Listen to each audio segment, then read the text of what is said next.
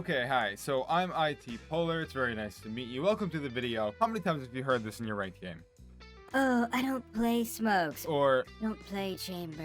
alright, probably at least once, right? And it's super annoying. To make sure that I was never that problem, I set out on a challenge for myself. It's really simple. Play all 18 of the Valorant agents for a whole day of gaming, which for me is about like 15 games. I'll be learning lineups, techniques, and then we'll look at the data and see what we've learned. And according to the Wheel of Greatness, our first up on the list will be Phoenix.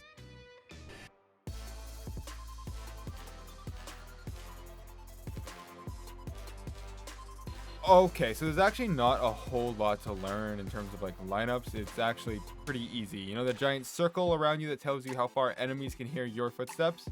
You can use that to judge about how far Phoenix's Molly is going to go. Throwing at about a 45-degree angle, standing still is about 2/3 of the circle, running is the full length of the circle.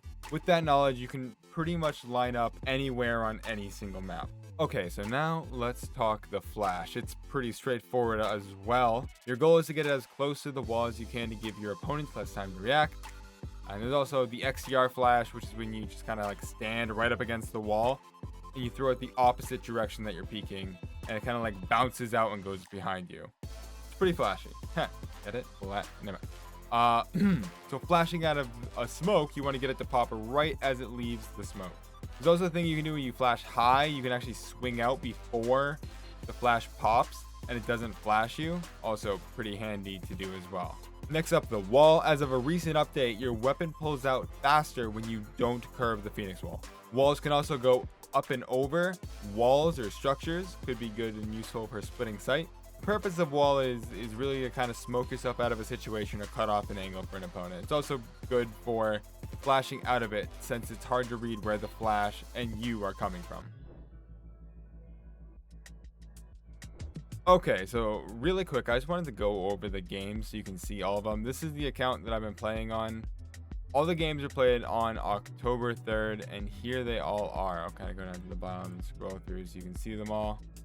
Okay, so the stats weren't like terrible. It was had over 1 KD. My ADR was decent. I don't know what my ACS, if that's good or not. I have no idea. 247, whatever. So when you are insta-locking only one single agent for 15 games, you're bound to get a map or two that Phoenix is bad on. But what's interesting is if you look down here, you can see my only 2 Breeze games.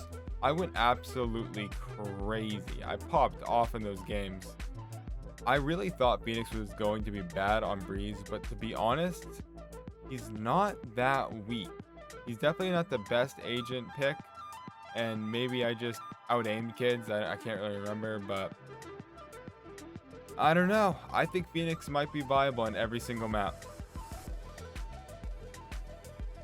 Alright, so some final thoughts here. Let's start off with some of the pros of playing Phoenix. Well, number one, he's okay on every map. He's not really the meta pick, not really the best, but he's okay.